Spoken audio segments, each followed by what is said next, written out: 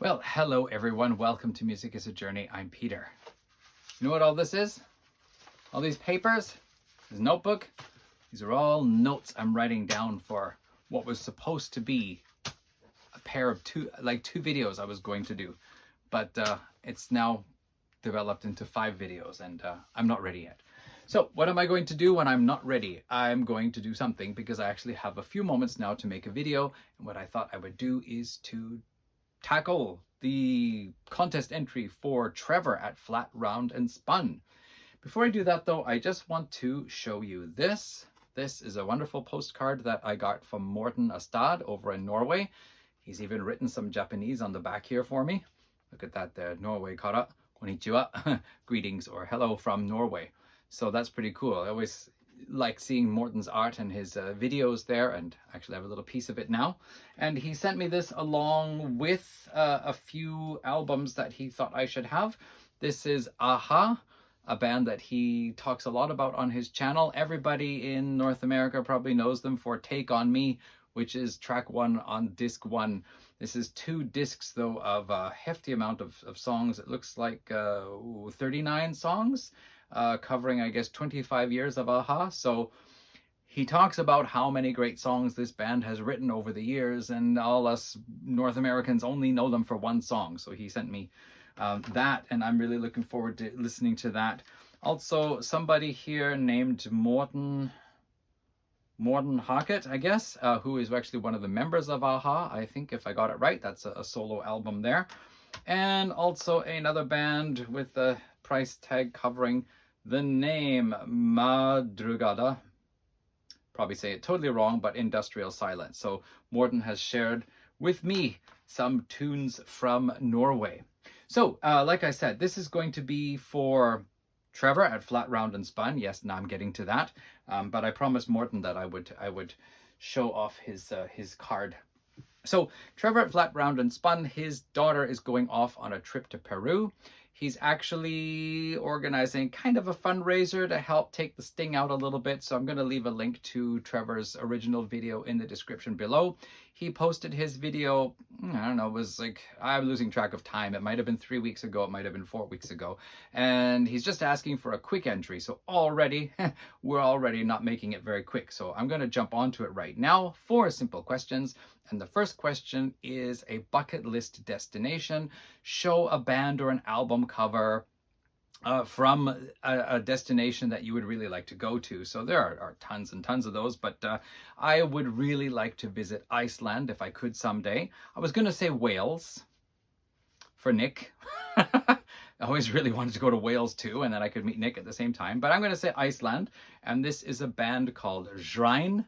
I guess they are a black metal band from Iceland. I found out about them by watching Banger TV, the Banger TV channel. They used to have this series on, they would pick specific metal genres that were very popular or common in specific regions. So we had like technical death metal from Quebec.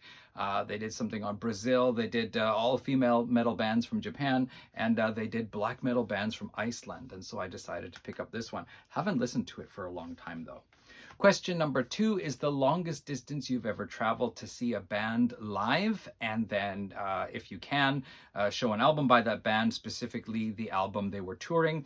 So, of course, I grew up in Surrey, British Columbia, which is way out on the west coast, just north of the American border.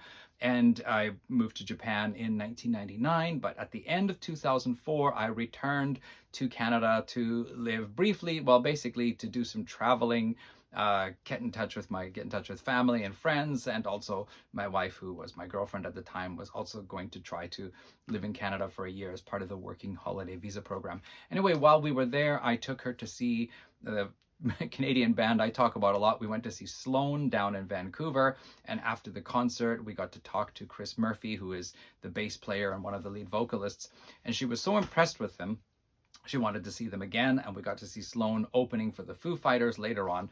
But later in that year, we went out to the maritime provinces. We visited Nova Scotia, Prince Edward Island, and New Brunswick. And while we were staying in Halifax, it just happened to, did I calculate that, coincide with Sloan performing at a venue out there in Halifax. So we got to see Sloan. I don't think they were specifically on the Action Packed tour. Action Pack came out in 2003, and we saw them in the fall of 2005, September 2005. And then the year after that, they released a compilation album, their first compilation album, A-Sides Win. So I don't think they were specifically touring this album, but this was the most recent album they had out at the time. So we traveled from Surrey on the west coast of British Columbia all the way over to Halifax on the opposite side of Canada. So that's a pretty good jump there. Next, question number 3 is mode of transportation. Show trains, planes, automobiles. And I decided to show this album by Andy John Bradford's Oceans 5. I think you can probably make out that there is a, I don't know, what is it, a schooner? Anyway, I'm not sure. I don't know my ships very well. I know a canoe and a kayak, and that's about it. But there we have a lovely big sailing vessel on there. And Andy John Bradford's Oceans 5. The reason why I have this is because my late friend Colin Tench plays guitar on here. Also, he mixed the album. And another fellow that I knew through Colin Tench that I've had some connection with as well is Steph Fleming, and he's on here playing bass guitar, I think, on this album. So that's, yeah, mode of transportation. And last one, number 4, was a favorite vacation that you've been on. Show an artist or album cover or something from that. Now, I can't show that because the place that I decided to show for my favorite vacation is here. This is Mount Edsiza Provincial Park up in northern British Columbia. I went here in the summer of 1994 and spent 12 days up here with a couple of friends and someone's husband. And this is just a volcanic plateau. You can see the black lava flows in the foreground. You can see a reddish cinder cone in the background. And we spent, 12 days just hiking around on the plateau. There we are, camping there. Those are our tents, more cinder cones, and the volcanic mountain covered in ice is, oh, you probably can't see so well, but it's up there in the background. Just see, is there another photo in here, or was that the last one? Do you think I can turn the page quickly and easily?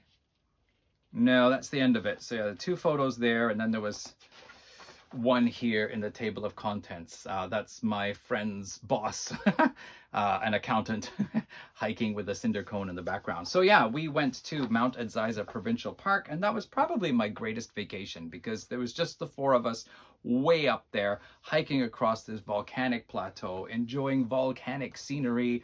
I think we ran into 2 or 3 other people while we were on the plateau, and then we hiked down from the plateau to a lake. We flew in by helicopter and then hiked across the plateau and went down to a lake and were picked up by float plane. And I think we met 2 or 3 other people down there. So we signed a guest book by the lake. I was the 52nd person of the year.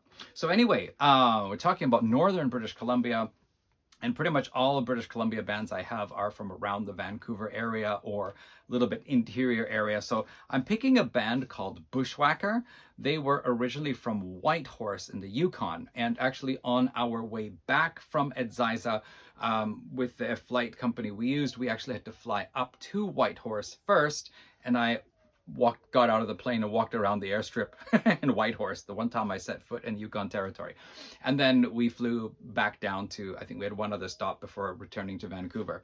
So anyway, these guys are from Whitehorse, but they later on relocated to Vancouver. So yeah, they basically span that stretch there, and Mount Edsiza Provincial Park is probably 1/4 of the way from Whitehorse to Vancouver. They are a progressive metal band, but with the death growly vocals, and they have a few albums out now anyway. So, oh, by the way, I thought I'd show this. If Pat from Close to the Edge, if you're around, I have a stick of rock. I know you're always talking about that there might be a stick of rock on your channel, and I happen to have one here. So there we go. So that's it, everyone. Please take a look at Trevor's video if you haven't already. Think about it. 4 easy questions. My video is, of course, way longer than it needed to be. My apologies, Trevor. Good luck to your daughter going to Peru. I went there once and got altitude sickness. So that's for another video, though. Take care, everyone. Bye.